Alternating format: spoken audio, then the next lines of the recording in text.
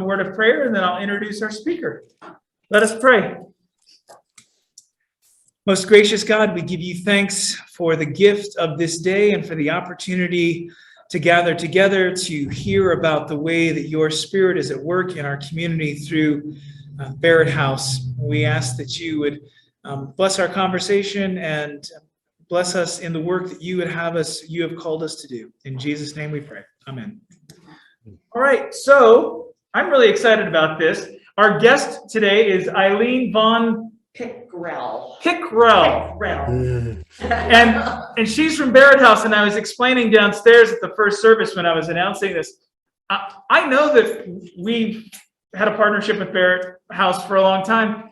I don't know that I know what you do. So I'm really excited to hear about this as well. I hope to enlighten you. So without further ado, take it away, Eileen. Then I will stand and say good morning to everybody, and thank you so much for inviting Barrett. We're the Barrett Foundation, a 501c3 nonprofit, and we've been around for 36 years now. So I know First Presbyterian has been an ongoing supporter. We are so grateful to your church and your members, and so thank you. So I'm glad that we have this opportunity to say thank you. And I do have a slideshow that just kind of helps to keep me on track to let you know what we do. And then at the end, I'll be happy to answer questions about anything in the world you'd like to know that I can answer. I've been with the foundation for 7 years. I'm the community engagement specialist, which means I get to come and talk to groups, and I work with volunteers. We do have a volunteer program, and donations. We get a lot of donations from people in the community. So with your support, our mission is to end the experience of homelessness for women and children in our community by providing shelter, housing, and supportive services. We're not just a place to sleep and eat. When you're at Barrett House, you're there to start your journey to becoming independent and stable and in stable housing. So if you could, yeah, there we go. Now we're the only shelter for just women and children. And a common misconception about us is that we serve people in a domestic violence situation. We do not. And one time someone said, well, then why are they homeless? And it's a variety of reasons. Lost a job. I mean, look at with COVID, things changed dramatically. People have to stay home and take care of the kids. I mean, what about that? We've had a variety of demographics and people, which I'll show in the next slide. But I just want to make it clear about the domestic violence. So we're open. People can come and visit us, and I invite you to come and take a tour. I'll leave my card here because we give tours when it's not COVID, like we're closed right now. I'm hoping this video works because this is our founding father, Brother Matthias Barrett, and he's, of course, we're named after. And if it doesn't work, if you're trying to lose belly fat, stop doing cardio. This sounds kind of backwards. We'll do a little cardio first. Believe me, it's actually true. The truth is that Hollywood's elite actors can get rid of. That's interesting. You've got the slideshow up there, but on the computer you've got the YouTube. Secret that was used for generations of bodybuilders. I think you can, Nicole. It's not a big deal. It's just kind of a historical view of Brother Matthias, which. There we go. Oh, there it is. They'll put ads on anything. They will, and they do. Now known to the world simply as Brother Matthias, began life as the youngster with that way of flying children on Barrett in Ireland on March the 15th, 1920. He joined the Order of the Brothers of John of God at age 16. As a novitiate, he went to Lyon, France, and ministered to the mentally ill. After receiving his vows, he went to Paris to work with crippled children, and then to Montreal, Canada, to minister to homeless men at a fledgling facility set up in an old brewery. Over the next 13 years, Brother Matthias established 7 houses in Montreal that served the needs of the homeless men he dubbed Knights of the Road. Over a span of 70 years, Brother Matthias became a world-renowned humanitarian who helped the homeless and built hospitals, soup kitchens, and rehabilitation centers. It's been said of Brother Matthias that Ireland gave him, France sent him, Canada received him, and the United States welcomed him. Brother Matthias traveled to the US in 1940, and despite arriving in Los Angeles with only $5, established several missions to aid the homeless. Next, he traveled to Boston, and with seed money of $500 and keys to a hall in Gloucester, Brother Matthias opened a refuge. At Gloucester, Brother Matthias met with opposition from some of his superiors, drawing the ire of some who took his charitable acts as rooted in pride rather than humility, and he was ordered to return to Ireland. However, Brother Matthias wanted to continue his work in the United States and made the agonizing decision to leave the order, describing the experience as heartbreaking. In 1950, Brother Matthias was granted permission from Rome to join the servants of the Paraclete and to travel to Haver Springs to care for troubled and elderly priests. He recounts he had nothing but a hole in my shoe, but again turned his energies to assisting the men of Skid Row in Albuquerque, using an old chicken coop as a base. At first, they slept on the floor, but as usual, soon Brother Matthias solicited beds, blankets, food, and supplies. In July 1951, Brother Matthias had his 1,000th customer, an event that was reported in Time magazine. The Time article also highlighted the new religious order that Brother Matthias founded, the Little Brothers of the Good Shepherd. Brother Matthias said that the order will do the work that nobody else wants, with the motto, Charity Unlimited. Albuquerque proved to be the place where he continued his calling for the rest of his life, while brothers from his order spread the work of the Little Brothers of the Good Shepherd to Canada, England, Ireland, and Haiti. In 1983, Brother Matthias was honored prestigiously with the Christian Latin, the Light of Christ. The award is given to an individual working to help strengthen communities located in the poorest, most isolated regions of America.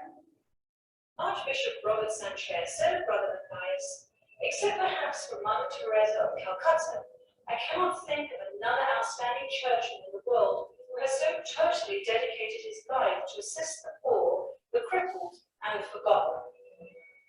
What started as a dream became a reality when Brother Matthias used the $25,000 award from Luna Christie to start Barrett House. Named after Brother Matthias, the shelter was a safe haven for women and children. Barrett House started out as a small residence on 13th Street, run by two nuns from South Dakota. The house served an average of 15 to 20 women and children per day. 25 years later, the shelter is now housed in a newly built 12,000 square foot home and serves between 35 to 40 women and children per day. Barrett House expanded to fill the growing needs of women in distress by adding 4 additional programs: Casa Milagro, Bridges to Self-Sufficiency, Casa Verde, and Casa Socorro. These programs provide longer-term housing services to women and children, as well as single women with chronic mental disabilities. Brother Matthias has been quoted as saying, "Don't let anybody tell you that people don't change. I've seen them change almost in front of my eyes. And some of them I've watched for years, and the change has lasted a lifetime." This is certainly true of the women and children that Barrett House serves. Brother Matthias died on August 12, 1990, at 90 years old, leaving a legacy of dedication to those in need of sustenance and shelter through tenderness and mercy. Thank you for joining us tonight as we celebrate the dream of Brother Matthias.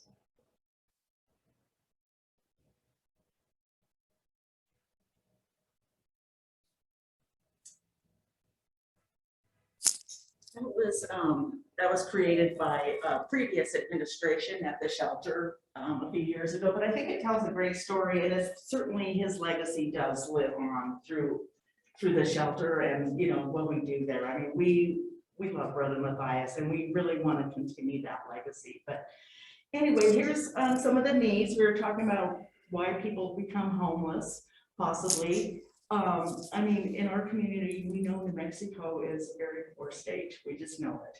And for living here, and lack of affordable housing, I think that's been brought up in our legislature this year. I know we've been calling senators and, you know, calling all the folks saying, please, please, let's have more affordable housing here in our community.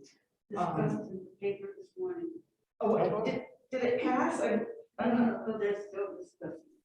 So, so there we go, and, you know, just,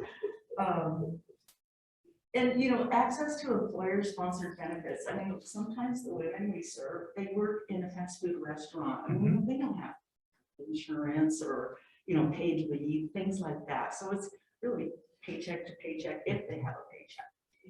So you could go to the next slide, please. How long is this class? Do I have 2 hours or just? No, we're here. We're here for another half an hour to Okay. 45 minutes. I'm kidding, but I just don't want to, you know. Yeah. Very much welcome. But, so we serve about 300 women and children in the shelter. As it was mentioned in the video, we now have 5 supportive housing programs. And they're not in set locations, they're in scattered sites. So we work with landlords.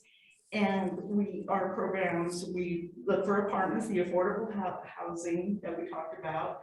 And through money from HUD and the city of Albuquerque, we're able to pay the rent to get people settled in an apartment and work with them for 1 or 2 years, depending on the program, and help them grow to be able to pay the full rent of their apartment. And of course, all of their other things. We work with them on budgeting, on making sure they get all of the resources they can. Medicaid, health insurance, SNAP, food stamps, whatever they need, we work with them to direct them to those services so they can get them. So this is what we serve 284 women and children, and we provide 3 meals a day and a snack. And the average length of stay that's kind of important is 56 days. So usually someone can come to our shelter and stay for 28 days and not do anything. Come and sleep and eat and just be part of the population. But if they want to stay, they have to work on a housing program. And that means working on getting those benefits I just talked about. But it starts with like a driver's license or ID. A lot of times people don't, they come with 0 to the shelter, nothing. You know, the purse got stolen, backpack got lost, whatever, and it's gone. So we start with, you know, step 1, let's get you an ID. You need that for anything. Birth certificate, both of those, I'm not sure which. But we work with them and tell them where to get those kind of things and kind of give them a step-by-step guide. Once you have that, let's start applying for childcare if you are a mom and you have youngsters and they're not in school. I mean, we work with, I'm sure you've heard of Cuidando Los Niños. I have to think of the letters, CLN Kids. They're awesome. We work with them. You know, refer people there, PB&J. So it's very community-based. We work with a lot of organizations here in Champaign and just try to connect the needs to the person. You know, it's like, here you can get that and here you can get that. And we get calls every day and there's a waiting list. And so, so the women can stay longer than 28 days. If they don't do anything, we say, tomorrow's your 28th day, you'll need to leave if they don't do anything. That's hard, but that's the way our program works. You can't just, you know, hang out here and watch TV. We do have Netflix, but you can't just hang out. So you have to work on a program, and we have a housing stability advocate that works with every single adult woman in the shelter to plan her plan and help guide her through it. He is a man named Kyle. He meets with them every week, says, okay, did you get your license? Okay, great. Now let's move on to this. So, I mean, we try to make it, we try to empower them to do these things for themselves. We don't say, okay, let's go get you a license. It's like, no, you need to go to this building and bring this with you and just, you know, step by step. So this is who we serve. it might be someone who's homeless for the very first time, and are they ever scared to death? I know I would be if I were in those shoes. We had a PTA mom, I call her that, because she was a PTA mom. She had two, school-age kids, and her husband, ran up the credit card bills, just went crazy. I'm not sure what he was buying, that's not my business, but all of a sudden she was evicted from her home. And where was she? I don't know where to go. I have family here. What do you do? So even she, who was a smart, all the women we serve are different levels of, some people are in a cycle, so they're of homelessness. They've been homeless all their lives, but the chronically homeless. But some people, they're like, I've never experienced anything like this before. I don't have any idea where to start, where to go. And thankfully, Barrett House is the place, because we really do want to work with them to fill them up. Some people are on substance abuse, alcoholism. We see a lot of heroin use these days. So they can't be using those things when they come to the shelter. They can't bring those things in. We do checks like, oh, what is this pipe for? Well, sorry, you can't stay, because we just don't allow that. That's how we've been around for 36 years. We have to have, guidelines and rules, and we have curfew. You have to be in at a certain time or you lose your bed. Unless you have an excuse, the car broke down, I missed my bus, I had to work late or something. We understand that kind of thing. But if you just don't call or show up, we have people in line for that bed. So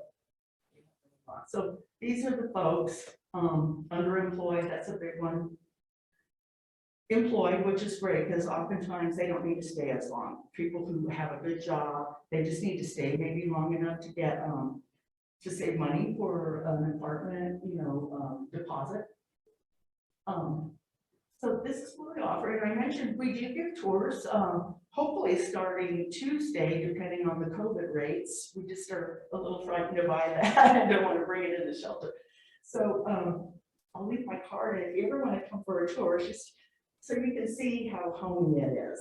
Our bedrooms are very cozy. There's no more than 4 people, 4 single women in a bedroom, or a family. Families get their own rooms with bunk beds and enough places for really like up to 7 people in the family rooms. So like I was saying, food, we have the best cook in town. Oh my gosh, she's gonna start a food truck pretty soon. She's awesome, Sally. We do have clothing, like I say, we do take donations, and then referrals to the needed services, like we were talking about, counseling, services, social services. And It's like an exam room there, is that what that is? the bottom, Yeah. we call it our wellness center. Yeah, and we set that up, and so I'm glad you brought that up, because we invite Albuquerque Healthcare for the Homeless. Are you familiar with that? Yep. Great organization. Once every couple of weeks, a doctor and a nurse from there comes and sees our shelter residents, and it's awesome since they don't have to go anywhere. In the privacy of this room, they keep all their medical records very secure. It's all good, but it gives the women a chance to say, I've had this ongoing, lingering headache, or something that maybe no one's talked about, or it's just a chance to maybe get some medical attention that they need. And that organization is great. With that, do you guys offer any of those kind of services, or do you just do it? For instance, the substance use. Oh, yeah, just referrals. Thank you. That's a great question too. No, we do not offer, we don't have nurses or nursing staff. So we refer, to all the different organizations that already do that. So that we just focus on shelter and housing. Has the free bus service made any difference? Yes. Isn't that great? I think it's a huge difference, because a lot of the people we serve don't have any money, 0. And so we have we're doing bus passes, $10 a month, which is still reasonable. But now that's another barrier that's gone. It's, that barrier, they can just get on a bus and go without having to worry, and where's my bus pass now? I mean, so I hope that stays. I really do. I mean, for the people we serve and all the people that I'm sure it helps, you know, people with low paying jobs, just to help them get to work. You know what I mean? Gosh, just to get to work can be a challenge. Oh my goodness. Which we all know that. So what we do, like, we don't offer like counseling, but the case management. And so that's the, let's help you take the steps you need. Oh, okay, you have a substance abuse problem. Let's connect you with whoever, you know, healthcare for the homeless, some of these behavioral health places. There's a really neat service we work with. It's called Susan's Legacy. Have you ever heard of that one? They are great. They do like if you, yeah, like, yeah, so if you have a behavioral health problem and an addiction, coexisting, yeah, so they work with people like, you know, and that's often the case. I mean, a lot of folks, we see them on the street now, don't we? I mean, more than I'd like to say, but more than I'm sure we all do, but a lot of those people, you can tell they're mentally not well. And of course, they're probably like, oh, you want some whatever, let's go over here and get high. And I mean, it's just job development we do. We bring in, I'll tell you, our biggest job development partner is Goodwill. Have you all ever heard of them? I'm just kidding. But a lot of people, I don't think, are aware of the great services they offer. You know, they sell stuff to pay job developers to work with our population at the shelter, veterans. I mean, they do free computer training, Excel, Word, all of that. They help with resumes. And once a month, when it's not COVID, one of their job developers comes into the shelter and talks about their services and, you know, hands out her card and said, whoever's interested, we can work with you. And one of our residents, oh my gosh, she came to the shelter when she was 60. She had been living on the street her whole life. She said she made it look cool.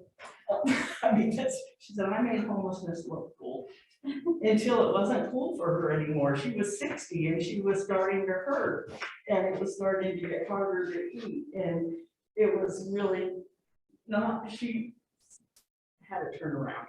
A very, she was a big believer, I mean, a Christian, oh my gosh.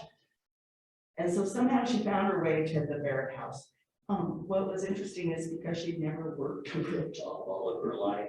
She sold drugs. I mean, but that's, you don't get Social Security benefits from that. And that was another thing. It's like, So she made her way to the shelter. She went through the program at Goodwill, and then she went to work at a thrift store. I mean, and loved it, you know, just loved it. And she was able to share the work. I mean, it was just so neat to see someone just, wow, she's an inspiration. We have a lot of inspiration. So anyway, that's the job development, resource referrals.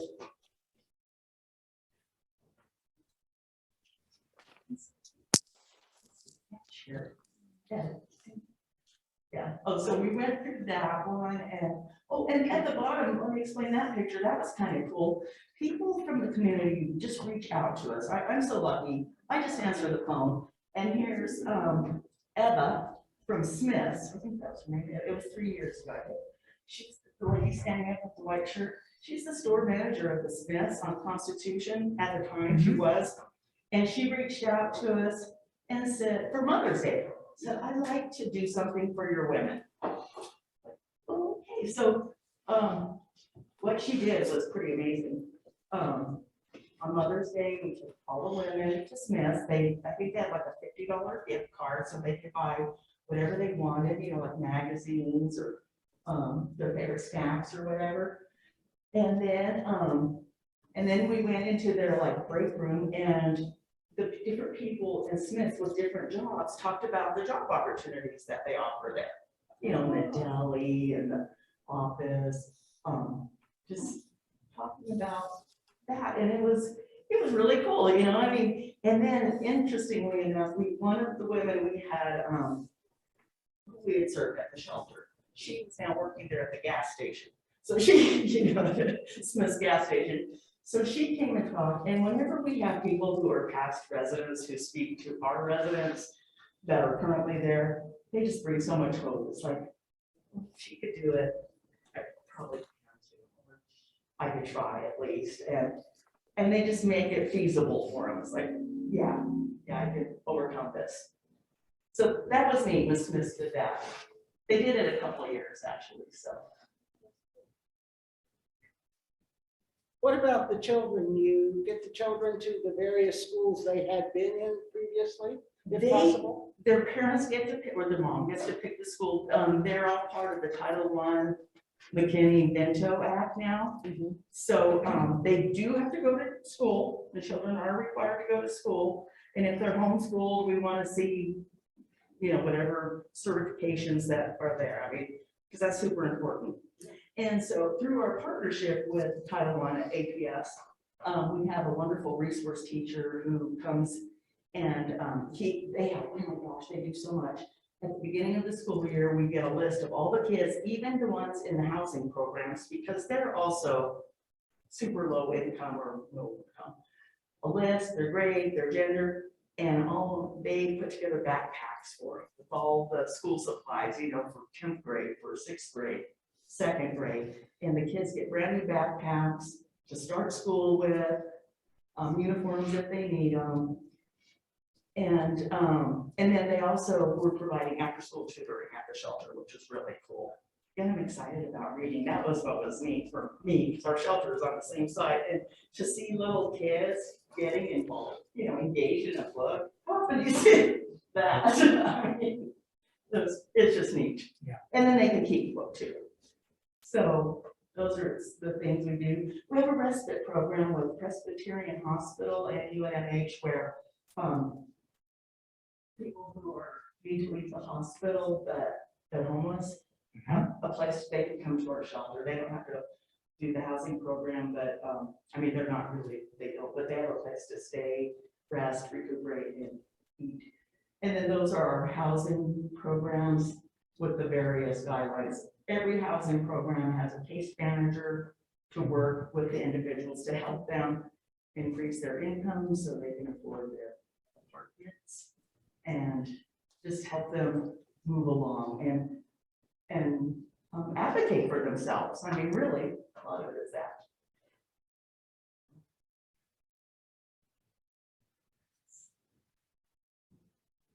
So this is basically our, you know, kind of flow chart. You're homeless, you come to the shelter.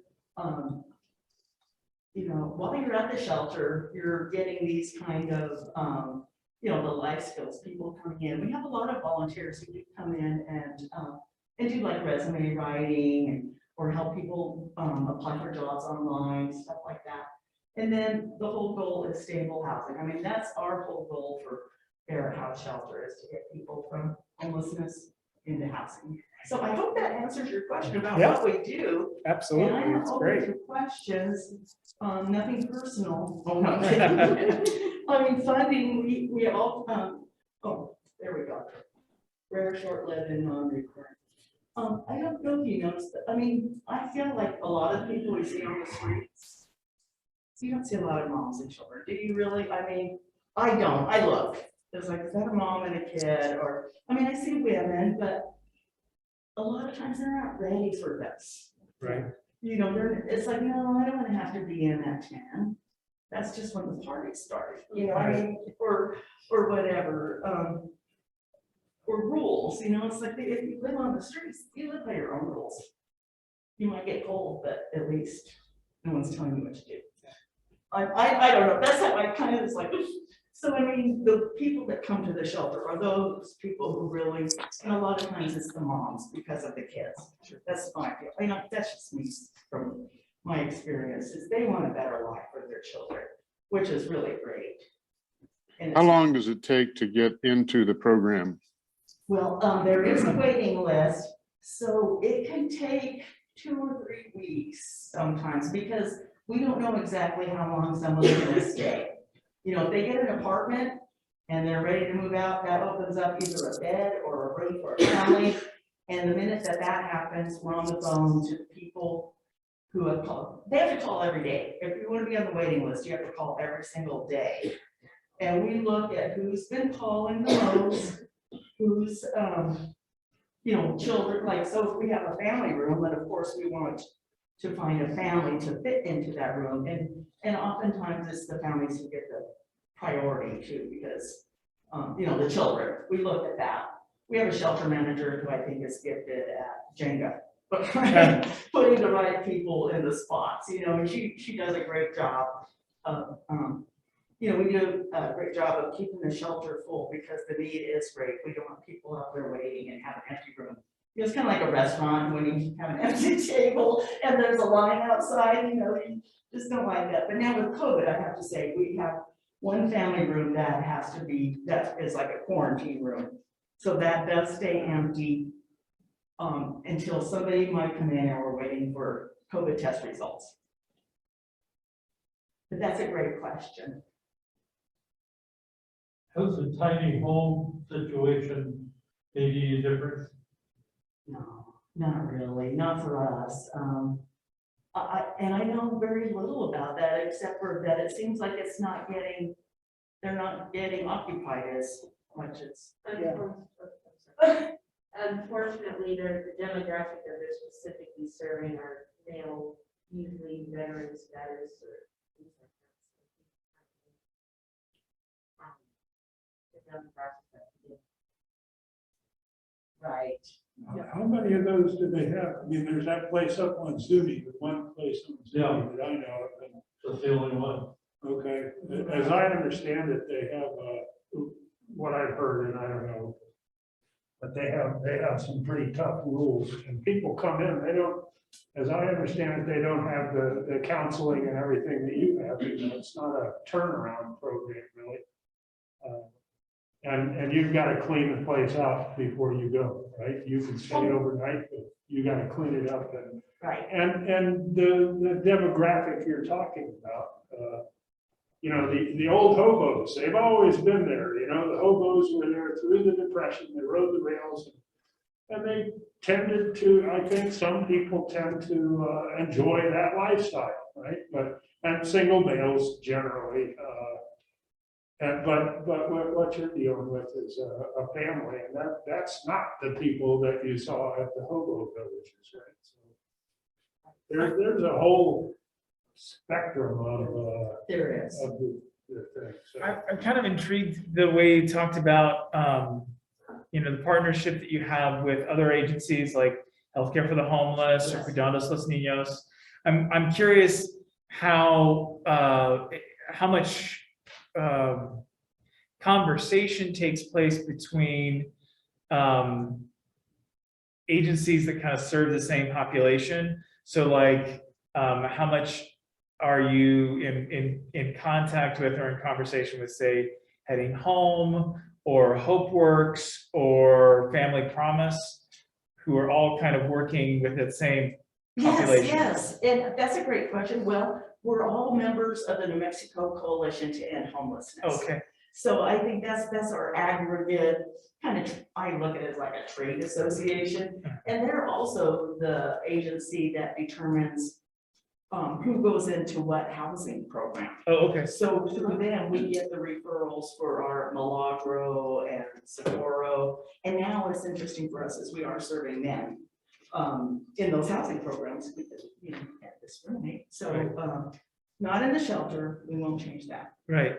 But through the coalition, there's meetings and discussions and retreats. And I think there's a big effort to kind of connect, like, what are you doing? Well, why don't we work with you? And so oftentimes we have memorandums of understanding, MOUs with Right. these agencies. So that just helps, because why duplicate services when there's already people doing Right, or things? if somebody says, well, we don't have an opening here, but, you know, let me call over to, because like one of the things that that happens with us is when people come to us, it's just so much easier if we get a call from HopeWorks, or we get a call from Barrett House, or we get a call from, who says, I've got this client, they have this need, can you help us out? We're like, yes, we're on it. Whereas if somebody just cold calls, like the person who called me last Saturday morning with the story I've heard 1,000 times, I don't know you, you're not coming to me through somebody I know or trust, I don't know what the follow-up's gonna be. It's a lot harder to feel confident that the help is going to actually help. So I mean, I appreciate what I was thinking was your mission as it may relate or correspond to our newest neighbor across the street here, Crossroads for Women. Yes, yes, and we were with them too. Yeah, you know, like maybe if we need a room or a place, and we have someone who fits their criteria, we have worked back and forth That's great. that way. So, I mean, we do that, and we probably can do it more, but. Right. And then it'll be interesting to see what happens to with the Gateway Center. That's gonna be. Yeah. A whole nother ball game, so to speak, so. Right. But, you know, of course, we wanna work with them at the city and, I mean, our goal is to end homelessness for women and children and however we need to do that. And of course, the world is constantly changing, so.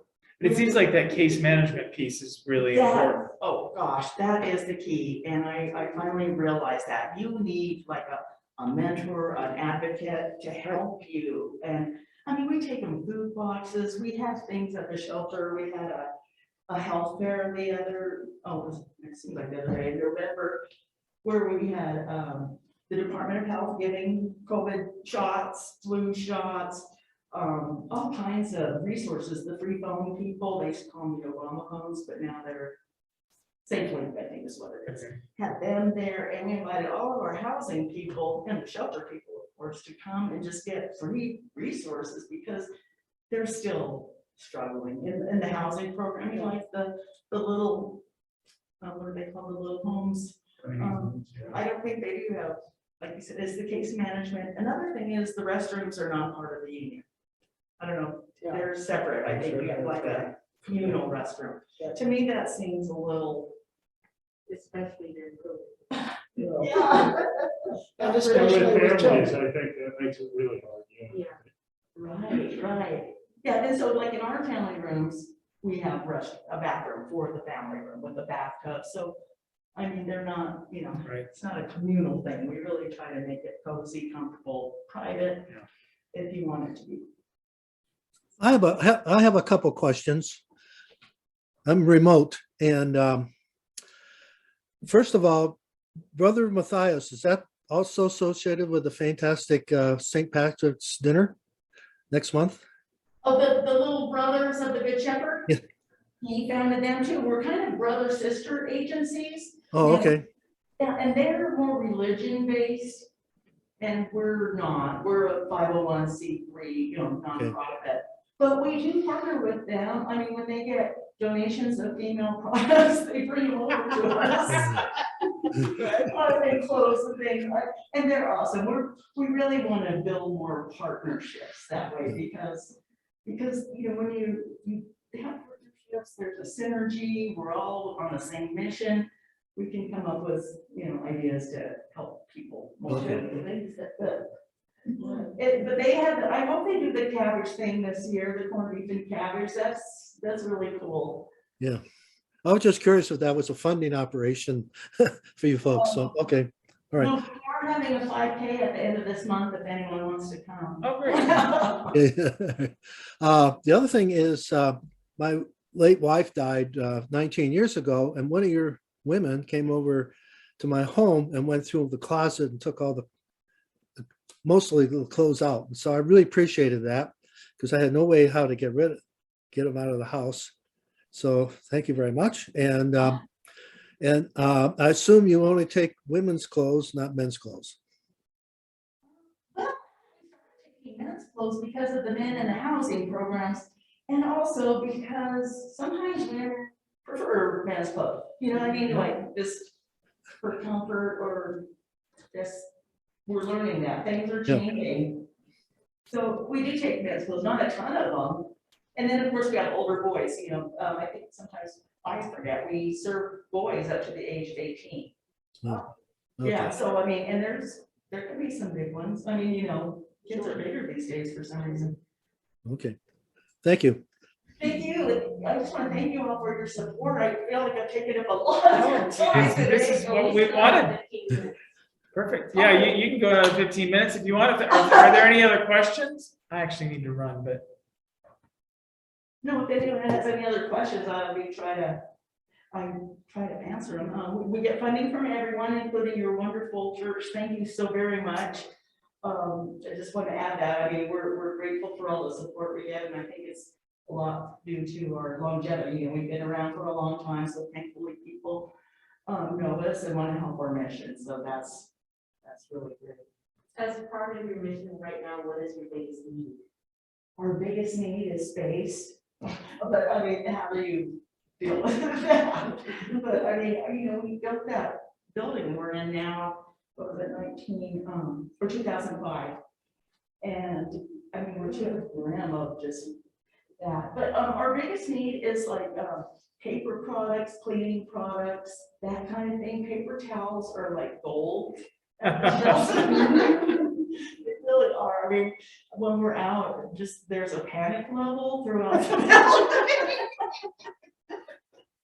It's like, could there be some hidden somewhere? I don't know. And toilet paper, of course, and you know, like Clorox wipes, things like that. We really appreciate things like this, especially with COVID now. You know, you have to wipe everything after every. And they've become very expensive too. Yes. Are you receiving any money from the city? From the city, yes. Okay. We get money to rent the shelter, a certain amount, you know, kind of limited amount, I'm sure. And for the housing programs, the HUD money goes through the city. And then the city, through grants, when we have to write grants, they don't just say, oh, here's a few $1,000 to run a program. So those 5 housing programs you have, okay, so some of them are HUD, not all of them, right? I think all of them are actually. So are you said something about the coalition also determining who goes into that housing. Right. So how does that work? You don't completely control that. You control how the houses operate or the facilities operate. Yeah, we control, I guess, the program. So say it's a 1-year program for people who, well, we have somewhere like rapid rehousing, and those are for people who maybe don't need quite as much help. They just need a less space. So the program kind of determines everything that, you know, it's like, okay, this case manager will now work with this family who is now in the program. That's been assigned by the coalition. So we meet with them, we do a whole intake with them on just everything, what their income is, what disabilities, you know, all of that, family members, ages. And so our case managers work with them, determine their housing needs, you know, and it's usually apartments. And HUD has guidelines, like for a 3-bedroom apartment, you can't pay more than, say, like $1,200 or something like that through the program. So, I mean, there's that affordable housing thing. So you're limited to looking for, and so the case manager works with the clients to say, where's the school? Where do we want to live by? Who are our apartment managers that we work with? Because we, you know, we have relationships we try to with those folks because we're paying the rent. So, Right. So they, you know, usually like us unless something goes haywire. But so that's kind of how it works. They become our family. Back when I first started, back in 7 years ago, we used to decide who went in our programs. Because then we could kind of transfer them from the shelter to one of our programs. But it doesn't work that way now because, you know, now how Hope works and all of those, you know, we're all vying for, Right. we all have our programs that we're trying to operate in. And I guess I'm thinking that the coalition must have some kind of inventory, like, oh, they have 2 openings over at Barrett's programs. You know, because someone graduates out, after a year, they graduate out, okay, now we can take another family or individual. Okay. And one thing I didn't mention is we also do now motel vouchers. Have you been hearing about those? The city is issuing vouchers so that people can sleep in motel rooms. And they're kind of geared to those folks who are sleeping on the street. So we get single men for those, we get families for those. And I know that there's coming up is a long-term like motel voucher program where a family can stay a few months and go through a program. Like our program was like, hey, let's get you into housing. Because right now they go into a motel, No case management. No really support, just a roof over their head, which, you know, we're grateful to administer that to people. This is probably not exactly your bailiwick, but what is the status of that gateway thing? I'm not hearing a lot about it these days. I know, I'm not either, because I follow that pretty closely. But I have to say, in December, right before the holidays, one of the people who's going to be operating that, I don't remember her name, two people actually, they came to our shelter and did a tour to kind of, See what's going on. yeah, like kind of maybe learn best practices, Right. sort of like what works for us and what they can adapt to their building and their situation. And my understanding is it's going to open this fall. Okay. I mean, that's about as much as I know, but I'm with you. I'm following that too, because it's going to be very interesting, I think, how it, I mean, I hope it works. I hope it's helpful for getting some of the folks Right. on the street. It sounds like you have a real good program. Thank you. With the referrals, I think, and the case management, that's the Yeah. key to the that's- bank. And the tough love, you know, you gotta do your stuff or you get thrown out. That's Well, you have to have. or you rules. get, I mean, because we have kids, you know, you have little Right, kids there, you know, and it just, so, yeah, and like, oh, I'll leave my, card, and I have some, let's see. I have some flower cans. I can pass out to everybody, and the folks on the phone, I could leave them with somebody so you can get them. Or the person? Yes. I'm sure everyone, appreciate everyone's support. This is like our symbol of helping, helping our women to grow and bloom. Where's your location? Our current location is, on Constitution, just east of Eubank, right behind Carl's Jr. In the Princess Jean Shopping Center, or right across from the Princess Jean Shopping Center. case. Yes. Yeah. Right up the street from the basement. Oh, okay. Right, folks can get them and the pastor. If anybody on Zoom would like one of the pins, I'll have them in the front office. Oh, in parts too, maybe, I don't know if everyone wants one, I can leave them with you. If you want a tour, I mean, we're hoping to open up, and it just kind of gives you an idea of what we do, and you see firsthand, and meet our cook salad. So, she's the best. But thank you again, unless there's any other questions. We are great.